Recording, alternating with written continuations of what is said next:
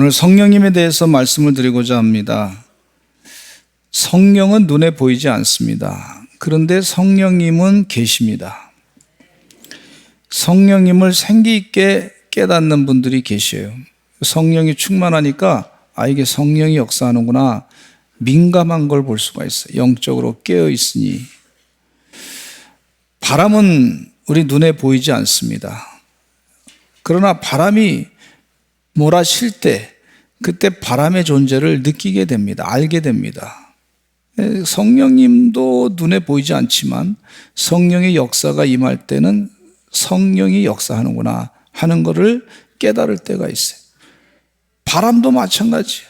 눈에 보이지 않지만 바람이 움직일 때 느끼게 된 걸 볼 수가 있어요. 산에 올라가서 그 더울 때 바람이 선선하게 불어오면요, 참 기분이 좋더라고요. 산에 올라가서 공기를 쐬면은 그 공기가 피톤치트 발음하기가 아주 어렵더라고요. 이거 외우느라고 몇 년 걸렸습니다. 피톤치트. 근데 이 피톤치트라고 하는 그것이 싹 나와가지고 항암작용이 있는, 항암작용. 혹시 내 몸이 좀 안 좋으신 분들은 산에 가셔서 하나님 깊게 기도하시고, 하나님 내가 좋은 공기 마시기 원합니다, 그렇게 기도하셔서 피톤치트를 많이 맞으시고, 이 암세포가 다 물러가는, 이 암세포가 피톤치트를 되게 싫어한대요. 얼마나 좋아요, 산에 가서. 근데 저기 그 길가에 그 차 옆으로 막 이렇게 뛰면은 막 공기가 답답한 마음이 있더라고요. 눈에 보이지 않지만 공기는 분명히 차이가 있는 것을 볼 수가 있어요.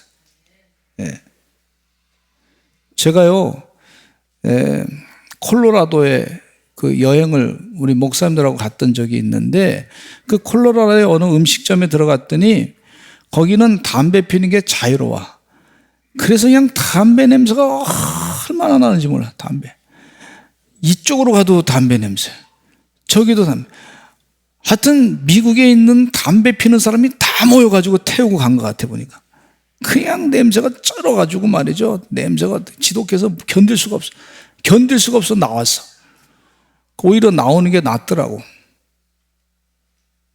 근데 술집에 가면은요, 술집 공기가 틀려.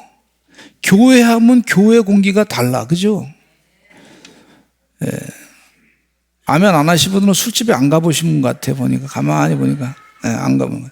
근데 이 공기가 틀려, 공기가. 술집의 분위기가 틀려. 그렇더라고요. 사람도 그런 혼적인 그런 능력이 있고 영적인 그런 감이 있는데, 성령님도 역사할 때 보면 이 눈에 보이지 않지만 이 분위기가 있다, 분위기. 공기가 틀려. 분명히 존재합니다, 존재. 우리가 여기서 지금 예배 드릴 때 하나님의 영이 강력하게 역사하고 있어요.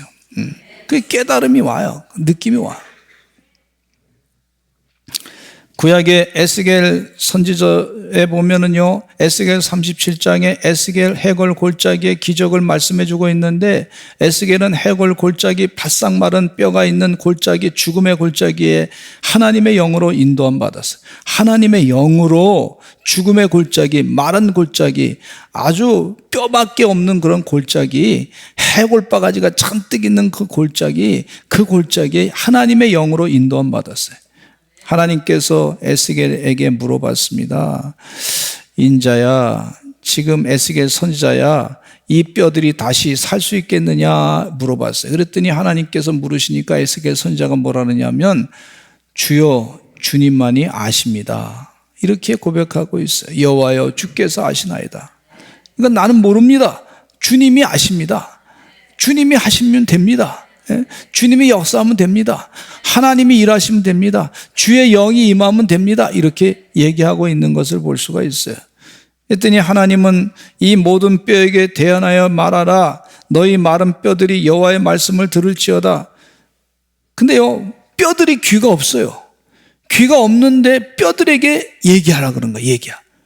뼈들에게 명령하라. 말로 명령하라는 거예요. 근데 말이 그냥 말이 아니라 사방의 생기에게 불어가지고 생기에게 명령해서 생기가 그 가운데 싹 마른 뼈다귀 가운데 들어가라, 이렇게 말씀하고 있어요.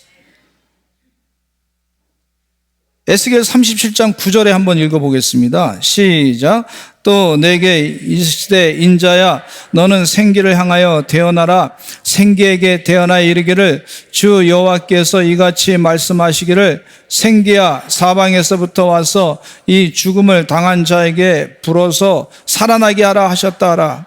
생기야 사방에서부터 와서 이 죽음을 당한 자에게 불어서 살아나게 하라. 생기, 하나님의 성령이라 영이라고 볼 수가 있는데 이 생기가 이 마른 뼈들에게 불어가지고 싹 임할 때 그래서 그 마른 뼈들이 다 변화돼서 극히 큰 군대가 됐다는 거예요. 사방에 생기가 존재하는 것을 볼 수, 눈에 보이지 않지만 사방에 생기에게 명령을 하라. 이 보이지 않지만 있습니다. 성령님이 존재하시고 일하시는 역사가 있는 것을 볼 수가 있어요. 근데 신천지 2단의 교주 이만희는요, 책 가운데 보니까 자기가 성령이라고 써서 성령 이만희대. 제가 그 책을 읽는 부분을 딱 보는데 이건 첫 장부터 이건 틀렸구나. 아니 성령님이 어떻게 이만희야? 삼위일체 하나님이지. 자기가 성령, 예수의 영을 받았다고 성령이래. 예, 성령님은요 본질적으로 하나님께 영광 돌리고 예수님께 영광 돌리는 거지 이만희에게 영광 돌리는 게 아닙니다. 예수님이 구세주이시라고 하는 것을 분명하게 전달하는 것이 성경책에 나와 있어요. 근데 그 성경을 아주 잘못되게 해석해가지고 자기가 교주로 인정받으려고 하는 그런 잘못된 것이죠. 주의 은혜 가운데 여러분 성령과 악령을 잘 말씀 가운데 영적으로 분별하시기를 간절히 축원합니다. 이사야 61장 1절과 2절 말씀은요, 예수님께서 성경을 읽으려고 안식일이 돼가지고 그 회당에 들어갔는데 그 회당에 들어가서 이사야 두루마리를 아주 두꺼운 그 두루마리를 전달했더니 예수님께서 일부러 찾아가지고 이사야서 가운데 61장 가운데 1절과 2절을 찾아가지고 그걸 읽었는데 오늘 본문 말씀 그 말씀입니다. 같이 한번 이사야 61장 1절과 2절을 읽어보겠습니다. 시작. 주 여호와의 영이 내게 내리셨으니 이는 여호와께서 내게 기름을 부으사 가난한 자에게 아름다운 소식을 전하게 하려 하심이라. 나를 보내사 마음이 상한 자를 고치며 포로된 자에게 자유를, 갇힌 자에게 노임을 선포하며 여호와의 은혜의 해와 우리 하나님의 보복의 날을 선포하여 모든 슬픈 자를 위로하되 그랬어요. 여기 성령님께서 하시는 일에 대해서 분명하게 5가지로 말씀해 주고 있습니다. 이사야 예언서의 말씀이에요. 첫째, 성령이 행하게 하는 일이 뭐냐면요, 가난한 자에게 복음을 전하는 거예요. 가난한 자에게 복음. 따라서 합시다. 가난한 자에게 복음을 전합니다. 가난한 자들은 쓰러지기 쉽습니다. 넘어지기 쉽습니다. 힘든 인생을 살아가기가 쉽지 않습니다. 그러나 가난한 자들에게, 그런 사람들에게 꼭 필요한 것은 복음입니다. 기쁜 소식. 우리 주님께서 십자가에 못 박혀 돌아가셔서 우리 더러운 죄를 다 사해 주셨습니다. 우리가 영생을 살 수 있게 됐습니다. 영생을 선물로 받았습니다. 이게 기쁜 소식이란 말이에요. 주의 은혜 가운데 이 기쁜 소식을 가난한 자들에게 전하는 것이 바로 성령님이 행하시는 일이다 하는 것이에요. 우리 대한민국의 일제시대를 지나서 또 일제시대 이후에 6.25 전쟁을 겪고 얼마나 가난했는지 몰라요. 제가 1966년도에 초등학교 1학년에 들어갔는데 1학년 들어가서 가기 전에 서울에 있는 집에서 이렇게 사는데 그 시골에서 올라오신 분들이 왕십리에서 살았는데 왕십리 59년 왕십리라고. 제가 59년생이니까 혹시 그 노래가 김은국 씨 노래가 기억나시거든 저를 기억해 주시고 59년 왕십리에서 지내는데 그 서울에서 지내는 동안에 그 집은 한 채인데 가구가 말이죠 한 7, 8개 가구가 같이 살아요. 별일을 다 봤습니다. 어렸을 때부터 이 가정이 참 싸움도 잘하시는 가정도 있고, 이 가정은 아들이 넷인데 아버지가 아들들을 키우느라고 막 그냥 엎드려 뻗쳐 시켜놓고 때리기도 하시고 얼마나 무서웠는지 몰라. 전 옆에서 보고 있었네. 그런데도 그 아들들이 열심히 살아가지고 잘 살더라고, 나중에 보니까. 근데 그렇게 어렵게 살았어요. 근데 그 어려운 시절을 지나면서 우리 신앙의 선배님들은 어떻게 했냐면 새벽을 깨어가서 기도하시고, 주여, 우리 가난한 사람들이, 여러분 우리나라가 가난했을 때 선교사님들이 오셔가지고 복음을 전했어요. 그 복음을 받아들이고 소망 가운데 살아요. 이대로 말씀대로 이루어질 줄로 믿습니다. 말씀대로 역사가 나타나게 될 줄로 믿습니다. 그 가난한 사람들이 그 마음 가운데 믿었어요. 간절히 새벽을 깨어 기도하고 또 기도하고 또 열심을 다해서 복음 전하고, 부흥회 하면 부흥회 참석하고 열심을 다해서 기도하고, 그렇게 간절히 애절하게 아멘 할 때까지 할 거예요. 지금요 그렇게 하라는 얘기예요. 지금요 우리 성도님들에게 간절하고 애절하고 또 애절하고 간절하게 기도 해보신 분들이 있으셔요. 여기 다 그렇게 앉으시리라 생각합니다. 그렇게 하라는 얘기예요. 제가 그렇게 했더니 하나님께서 가난을 다 물리쳐 주셨어요. 세계 잘 나가는 나라가 됐습니다. 근데 문제는 우리가 교만해졌어. 교만. 좀 잘 사니까 교만이 막, 성경에는 교만하지 말라고 가르쳐 주고 있고 겸손하라 그랬는데 아주 교만 마귀가 싹 들어와가지고 교회도 교만하고 뭐 그냥 막 교만해. 교만하면요 나라가 망합니다. 하나님 앞에 교만해서는 안 될 줄로 믿습니다. 우리 성도님들은 겸손하기 때문에 얘기를 들어요. 따라서 한번 합시다. 교만은 나라가 망한다. 교만하면 나라 망하는 거예요. 그러나 따라서 하시죠. 겸손은 나라가 잘 된다. 하나님 앞에 겸손하시기를 간절히 축원합니다. 가난해서 겸손한 마음으로 하나님께 간절히 기도했더니 하나님께서 그 말씀대로 이루어질 줄, 그때는 당장 뭐가 잘 안 이루어졌지만 이루어질 줄로 믿고 했더니 이루어져요. 가난한 자에게 반드시 성령님은요 복음이 증거되기를 원하시는 줄로 믿습니다. 두 번째, 성령이 행하는 일 가운데 포로된 자에게 자유를 주시는 걸 볼 수가 있어요. 이스라엘 백성들이 애굽 땅에서 많은 고통을 당했습니다. 하나님은 그 신음소리를 들으시고 모세를 보내가지고 이스라엘 백성들을 건져주셨어요.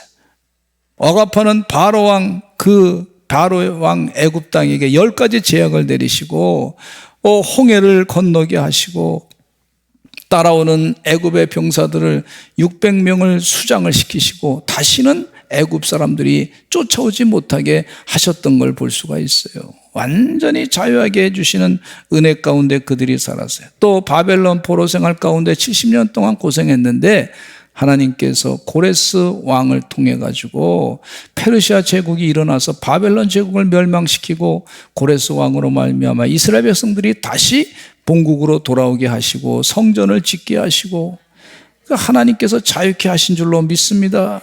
포로된 자에게 자유케 하시는 성령님의 역사가 있는 줄로 믿습니다. 또한 요즘에는 우리 성도님들 가운데 죄의 이 억압 가운데 고통을 당하는 분들이 있어요.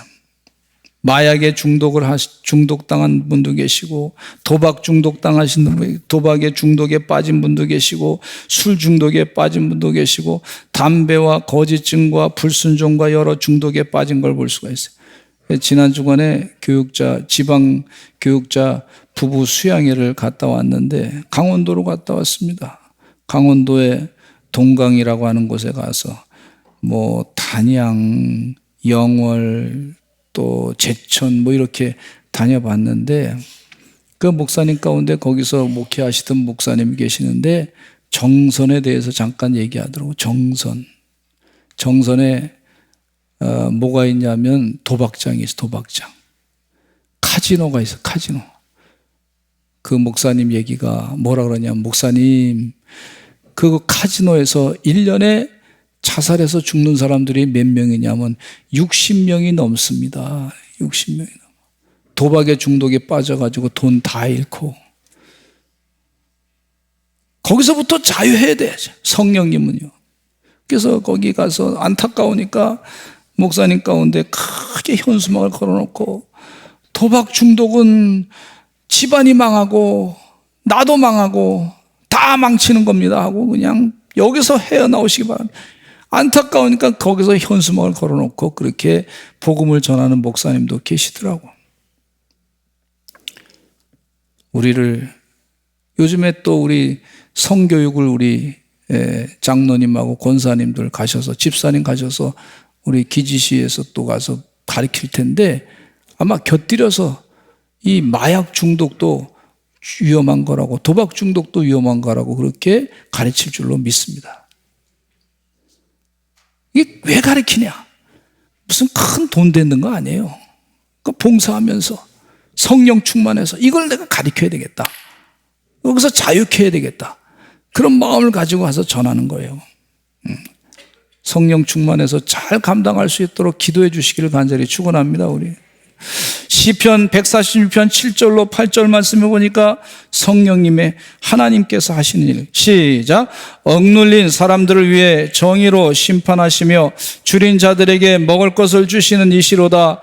여호와께서는 갇힌 자들에게 자유를 주시는도다. 여호와께서 맹인들의 눈을 여시며 여호와께서 비굴한 자들을 일으키시며 여호와께서 의인들을 사랑하시며, 할렐루야, 자유케 해주신다고 말씀해 주고 있어요. 성령이 하시는 일. 이 도박 중독 가운데 펜타닐 먹게 되면요, 그 켄싱턴에 있는 도시에, 또 샌프란시스코에 있는 도시에 좀비같이 생긴 사람들이 있어요. 좀비같이 이렇게 있어요. 펜타닐로 뇌 작용이 다 망가졌어. 그래서 사람이 자기 역할을 못해. 이게 도박이, 마약이 얼마나 무서운지 몰라요. 우리 대한민국에 이 마약이 들어오면 안 될 줄로 믿습니다. 예. 우리 정부 당국이 마약을 철저하게 조사해야 될 줄로 믿습니다. 우리 자녀들이 말이죠, 그 마약에 중독이 되면 그 집안이 망하는 것과 마찬가지란 말이에요. 그러니까 그 자녀가 말이지 마약하면 그 부모님 마음이 어떻겠어요? 기가 막힌 일이에요. 기가 막힌 일. 성령님은 그 중독에서부터 우리를 자유케 해주시는 분인 줄로 믿습니다. 또 눈먼 자를 다시 보게 하신다 그랬어요. 예수님은 수많은 소경의 눈을 뜨게 했습니다. 마태복음 9장에 보니까 예수님께서 우리의 눈을 뜨게 해주시옵소서 간절하게 부탁하는 그 맹인들에게 다가가서 무엇을 해주기를 원하냐, 눈 뜨기를 원합니다 그랬더니 너희들의 믿음이 너를 구원하였느니라 하면서 눈을 뜨게 하셨던 걸 볼 수가 있고, 날 때부터 소경인 사람들의 눈을 만져주셔가지고 그 눈을, 없는 눈, 그 세포가 없고 눈 조직 자체가 없는 것을 다시 재창조해 주셔가지고 눈을 만드셔서 눈을 뜨게 하신 것을 볼 수가 있어요. 주의 은혜 가운데 성령의 역사하면요, 눈을 뜨게 하시는 줄로 믿습니다. 눈을 뜨게 하는데 주의 은혜 가운데 영안이 또한 띄어져야 될 줄로 믿습니다. 사도 바울이 이전에는 자기 스펙을, 사울 때는 자기 스펙 자랑했어요. 야, 내가 공부 많이 했다, 내가 세상적으로 잘 나간다, 앞으로 사내들은 공의의 율법을 잘 공부해서 잘 나가는 사람이다 그랬어요.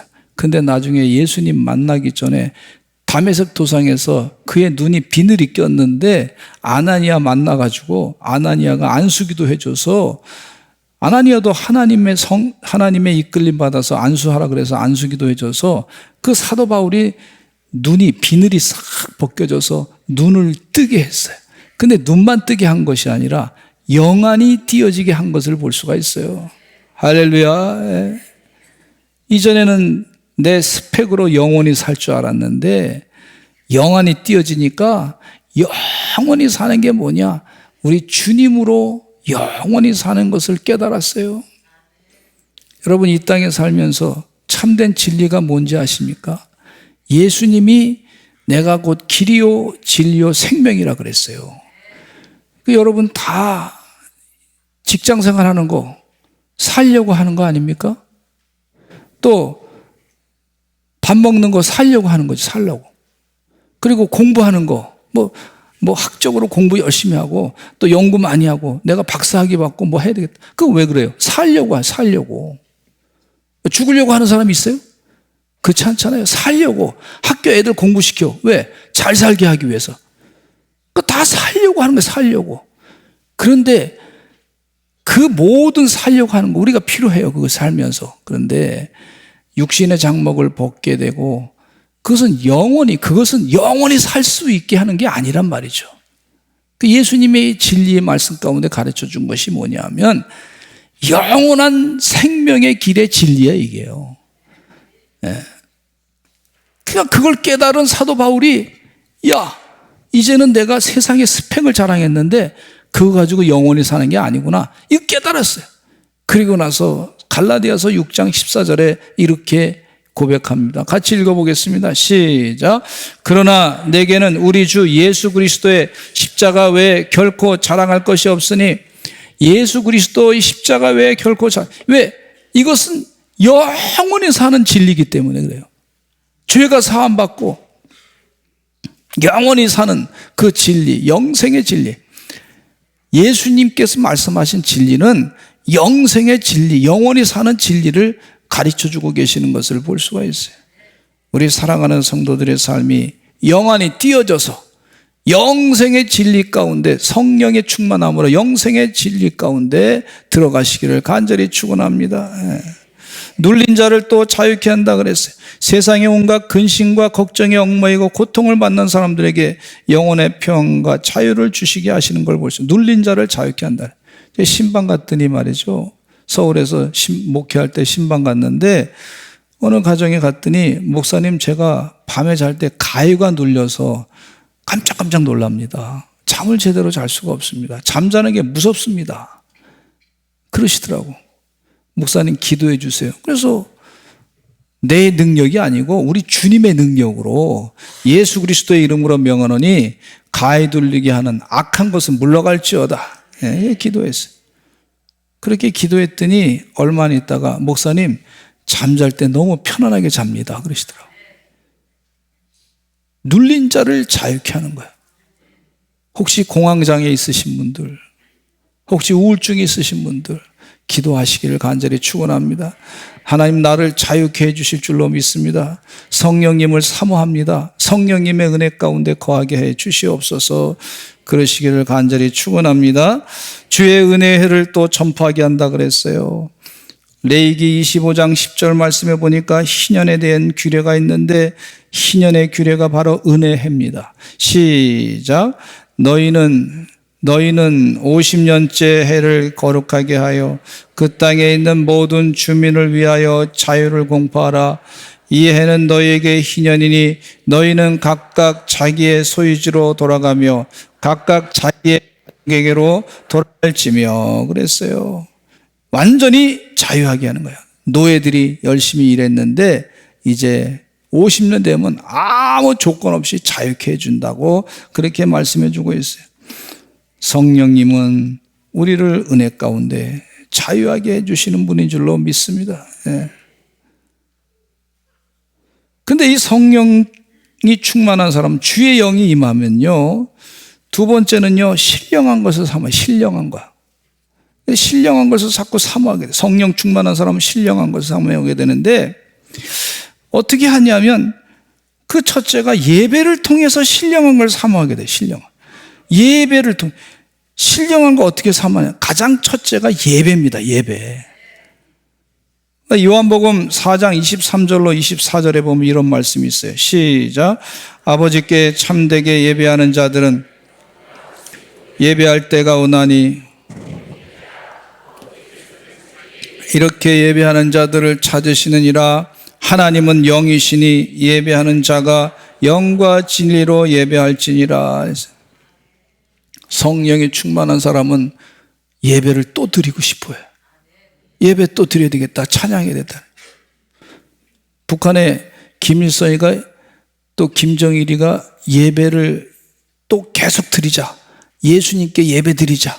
하나님께 예배 드리자. 뭐 이러지 않았어요. 제가 볼 때 틀림없이 김정은이도 마찬가지. 성령이 충만하지 않기 때문에 예배를 사모하는 마음 전혀 없습니다. 교회 다 때려부시지. 성령의 영은요, 신령한 것을 사모하는데 어떻게 신령한 것을 사모하냐 하면 예배를 통해서 신령한 것을 자꾸 성령의 충만함을 사모하는 걸 볼 수가 있어요. 오늘 이 전에 나와서 예배하는 주의 종들은 신령한 것을 사모하기 위해서 그 사모하는 마음으로 나오신 줄로 믿습니다. 예배. 그 예배 드릴 때 그냥 예배 드리가 아니라 또 자꾸 드리기를 원해. 저녁 예배도 또 나와서 예배 드리고, 또 수요 기도에도 나와서 예배 드리고, 새벽 기도에도 나와서 예배 드리고, 또 속회 예배도 가서 열심히 예배 드리려고. 예배를 통해서 신령한, 속회 예배 드릴 때 두세 사람이 내 이름으로 모인 곳에 내가 너와 함께 한다 그랬거든요. 그 예수님이 함께 하는 거예요. 하나님의 영이 함께 하는 거예요. 성령님이 함께 하시는 것을 볼 수가 있어요. 예배 중요한 겁니다. 베드로전서 2장 5절에도 보면 이런 말씀이 있어요. 같이 읽어보겠습니다. 시작. 너희도 산돌같이 신령한 집으로 세워지고 예수 그리스도로 말미암아 하나님이 기쁘게 받으실 신령한 제사를 드릴 거룩한 제사장이 될지니라. 신령한 제사를 드린다 그래요. 예배가 신령한 제사. 제가 저 그 권사님한테 사랑 많이 받았는데, 강남학원의 김진원 권사님이신데, 이분이 간증을 할 때 꽤 오래된 얘기지만은 그 옛날에 학원을 운영했는데 다 망하게 됐어요. 그래서 아주 그냥 굉장히 어려웠게 됐는데, 근데 이분이 그때는 예수 안 믿었을 때야. 그 예수 안 믿는 그분이 말이죠, 점을 치러 가서, 점쟁이, 왕십리에 있는 점집에 가서 점을 쳤는데, 그 점쟁이가 뭐라 그러냐면 교회 다니시죠, 예수 믿으시죠, 이러더라고. 그렇다고 해서 우리 교회 여기 나오신 분들은 절대로 점쟁이에 가지 마시기를 간절히 축원합니다. 그래서 이분이 말이죠, 예수 안 믿는 사람이 그래서 교회를 참석했는데, 광림교회를 출석을 하기 시작해요. 광림교회 출석하는데 말이죠, 그때 광림교회가 얼마나 기도 많이 했는지 몰라. 그 분위기가 말이죠, 그냥 영적인 기도 많이 하는 그런 은혜의 분위기였는데, 그곳에 가서 혼자 가만히 있으면 그러면 부채가 생각해요. 부채가 그냥 부채가 아니고, 이 부치는 부채 아니고요, 이게 돈이 그냥 남한테 빌린 돈이니까 부채가 생각해요. 이자 나가는 거 생각하면 스트레스 받아요. 혼자 있어 스트레스 받아요. 죽고 싶더래. 근데 교회 가서 예배 드리면 그거 다 잊어버리는 거야.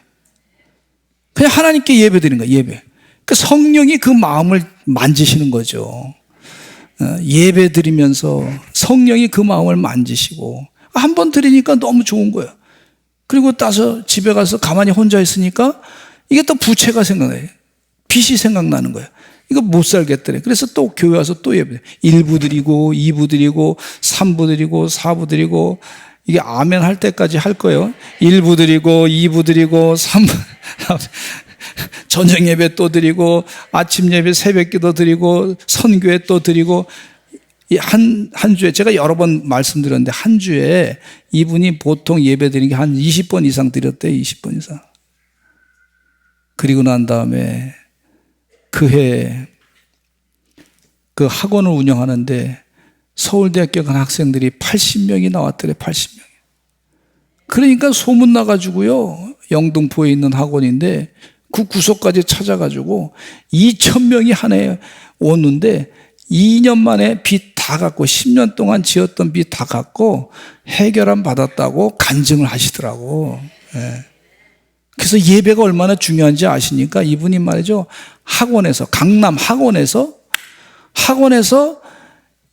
목사님을 모셔가지고 예배 드리고 원하는 사람을 불러가지고 토요일마다 예배를 드려서, 제가 가서 예배 인도하고 그랬어요.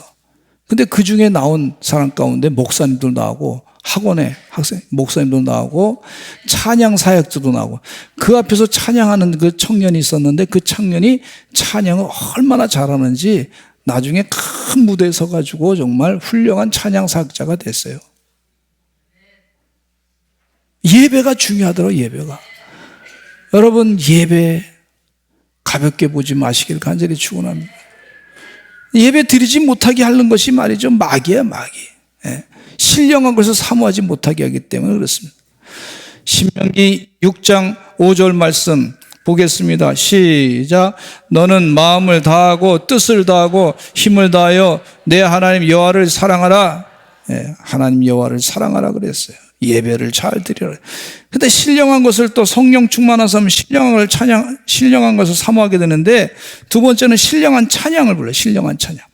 에베소 5장 19절에 보면 이런 말씀이 있어요. 시작. 시와 찬송과 신령한 노래들로 서로 화답하며 너희의 마음으로 주께 노래하며 찬송하며, 그래서 주님께 노래하며 찬송하는 것을 볼 수가 있어요. 가수 가운데 어떤 가수는요, 맨날 이별 노래만 불러. 맨날 이혼하는 무슨 그런 것만 자꾸 연상하고 그 노래만 자꾸 불러. 그러다 결국 그 사람은 어떤 가수인지 모르지만 그런 가수가 있어. 근데 진짜 이혼하더라고. 여러 번 하더라고. 안타깝더라고. 근데 어떤 분은요, 제가 송대관 가수를 좋아하는데 그분은요, 노래 부를 때 맨날 이런 노래만 부르시는데, 쨍하고 해 뜰 날 돌아온단다, 그 노래를 좋아하시더라고요. 그래서 저도 그게 굉장히 긍정적이지 않습니까, 인생. 쨍하고 해 뜰 날 돌아온다. 돌아오는 게 쨍하고 해 뜰 날이. 네. 그랬더니 그분은 정말 잘 됐어. 나중에 보니까. 여러분, 신령한 노래를 부르시기 바랍니다. 찬양, 우리가 찬송가 부를 때도 예수여 비오니 나의 기도 들으사 애통하며 회개할 맘 충만하게 하소서. 그게 찬양을, 신령한 걸 사모하는, 성령을 사모하는 찬양을 자꾸 불러요. 그러면 성령님이 내 마음 가운데 임하십니다. 예. 그래서 혼자 마음이 울적하고 그럴 때가 있어요. 그럴 때 혼자 부응할 때가 있어요. 혼자 부응하면 어떻게 하냐면 마음에 가득한 의심을 깨치고 혼자 막 그렇게 찬송 부르고 박수 치면서 불러요. 그러면 성령님이 내 마음에 우울했던 마음 다 감정, 그거 나쁜 생각 다 물러가라. 그렇게 신령한 찬양을 부르게 됩니다. 신령한 것을 찬양하면서 사모하시는 여러분 되시기를 간절히 축원합니다. 신령한 몸에 대해서 말씀해 주고 있는데, 우리 몸이 신령한 몸이 되어야 돼요. 고린도전서 15장 44절에 이런 말씀이 있습니다. 시작. 육의 몸으로 신고 신령한 몸으로 다시 살아나느니 육의 몸이 있은즉 또 영의 몸도 있느니라. 우리 몸이 신령한 몸, 예수님이 함께 하셔서 부활체 모습으로 부활의 영생의 삶을 살아가는 그런 신령한 몸이 되는데, 고린도전서 3장 16절로 17절 말씀에 보면 이런 말씀이 있어요. 시작. 너희는 너희가 하나님의 성전인 것과 하나님의 성령이 너희 안에 계시는 것을 알지 못하느냐. 누구든지 하나님의 성전을 더럽히면 하나님이 그 사람을 멸하시리라. 하나님의 성전은 거룩하니 너희도 그러하니라 그랬어요. 우리 몸이 성령이 거하는 전이야. 성령이 거하는 전. 그 성령이 거하는 전인데, 우리 몸에 들어가는 것도 우리 주님이 같이 식사를 한다 생각해 보세요. 밥을 먹을 때. 그 밥을 먹을 때 같이 먹는데, 그냥 술을 잔뜩 먹으면 주님이 취해가지고 뻘개가지고 아마 야 그만 먹어라, 나 힘들어 못 먹겠다 그러실 것 같아요. 담배를 자꾸 피면 우리 성령님께서도 콜록콜록 하셔가, 하나님도 콜록콜록 하셔가지고 이제 그만 피워라, 난 다른 데 가서 살란다, 다른 데 떠나면 어떻게 해요? 예. 그렇잖아요. 생각해 보세요. 아주 그냥 몹쓸 음식을 자꾸 먹으면은 안 좋잖아요. 예. 우리 주님이 먹는 걸 내가 잘 먹어야 되겠다. 우리 먹는 것 가운데도 말씀을 먹어야 되는데, 세상에 이상한 말을 자꾸 먹는 사람이 있어. 나쁜 욕하는 거를 먹는 사람이 있어. 그거 습관적으로. 그 주님이 그걸 듣기가 힘들어요. 제가 신방 갔는데 말이죠. 서울에서 신방 가는데 신방 가려고 이렇게 약속을 해놨는데 들어가려는데 막 안에서 막 그냥 막 싸움박질하는 소리가 막 들려. 막. 아마 그 남편이 뭐 잘못했나 봐요. 그러니까 그냥 부인이 막 그걸 왜 그랬냐고 막 그냥 막 하는데 그냥 제가 무서워서 못 들어가겠더라고. 잘못 들어갔다 얻어 맞을 것 같아. 그래서 못 들어갔어요. 성령님도 그러시요. 막 무서운 얘기하면 무서워서. 그래서 나중에 좀 잔잔해지고 난 다음에 그 다음에 눈을 똑똑 뜨리고 못 들은 척하고 다 들었는데 못 들은 척하고 똑똑 뜨리고 조금 늦게 온 척하고 그러기도 쉽지 않더라고. 꽤 기다렸는데 그리고 신방했더니 불편한 얘기를 막 하더라고. 그래서 기도해주고 왔어요. 나중에 들리는 얘기가 마음이 편안해졌다고. 너무 힘들었는데 잘 극복될 줄로 믿습니다. 그러시더라고. 또 신령한 집을 만드는 줄로 믿습니다. 성령이 충만한 사람은 신령한 집이 되는 걸 볼 수가 있는데 베드로전서 2장 5절에 시작. 너희도 산돌같이 신령한 집으로 세워지고 예수 그리스도로 말미암아 하나님이 기쁘게 받으실 신령한 제사를 드릴 거룩한 제사장이 될지니라. 여러분 성령이 충만하셔서 신령한 집으로 만드시기 바랍니다. 하나님 우리 집은 신령한 집이 되기를 바랍니다. 그 집안 분위기가 말이죠. 성령이 충만한 집안 분위기로 만드셔야 될 줄로 믿습니다. 그러면 은혜가 넘쳐요. 마지막으로 그 신령한 복을 사모하시길 바랍니다. 에베소 1장 3절에 보니까 이런 말씀이 있어요. 시작. 찬송하려다 하나님과 우리 주 예수 그리스도의 아버지께서 그리스도 안에서 하늘에 속한 모든 신령한 복을 우리에게 주시되. 복 가운데도요 신령한 복이 있어요. 우리 주님께서 주시는 성령의 충만한 신령한 복이 있어요. 우리 서산제일감리교 성도는 이 복을 다 받으시기를 간절히 축원합니다. 하나님은 이 신령한 복을 우리에게 주기를 원하셔요. 성령을 자꾸 사모하셔서 신령한 복을 가지시기를 바랍니다. 누리시기를 바랍니다. 요한복음 7장 38절에 이런 말씀이 있어요. 시작.